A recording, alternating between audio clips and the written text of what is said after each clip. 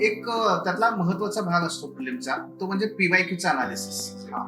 त्याची काही वेगळी पद्धत होती का, किंवा काही त्यासाठी असं ते कसं करायचं आपण असं? मला वाटतं की हा एमपीएससीच्या बाबतीत पीवायक्यू अनालिसिसला फार जास्त महत्व असतं. त्याची पद्धत माझी अशी होती सर की मी कोणताही पेपर घ्यायचो आणि एमपीएससीचे बऱ्यापैकी state services, state civil services as well as combined civil services, group C combined civil services, या 2-3ही परीक्षांचे, जनरली या 3 परीक्षांचे मी पेपर घ्यायचो आणि त्याचं अनालिसिस करायचो की कोणत्या विषयावर किती आहे. ओके. त्यानंतर प्रश्न आले, त्याच्यानंतर आणखी त्याच्यामध्ये बायफर्केशन करायचं की ते असं की एखाद्या विषयामध्ये जर काही प्रश्न आलेले असतील तर त्या कोणकोणत्या टॉपिक्सवर किती प्रश्न, लेट्स से जिओग्राफी आहे हो.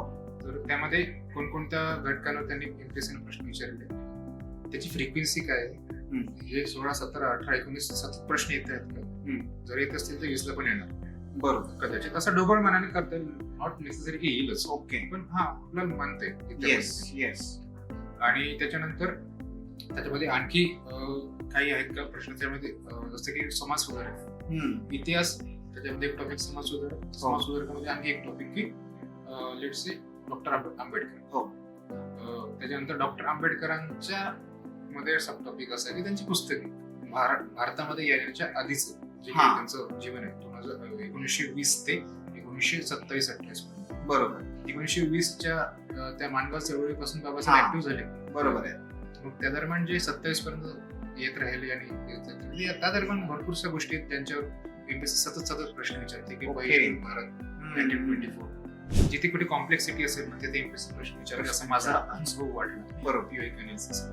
येस. मला वाटतं की या पद्धतीने जर टॉपिक सब टॉपिक आणि त्याला आणखी जितकं खाली जाईल तितकं ते बेटर राहील. आणि जे रिपीटेड प्रश्न विचारले जातात टॉपिक्स या प्रश्नांकडे, ते टॉपिक हायलाइट करून ते आधी गेले पाहिजे, त्यानंतर त्याच्या आजूबाजूच्या गोष्टी निश्चितपणे केल्या.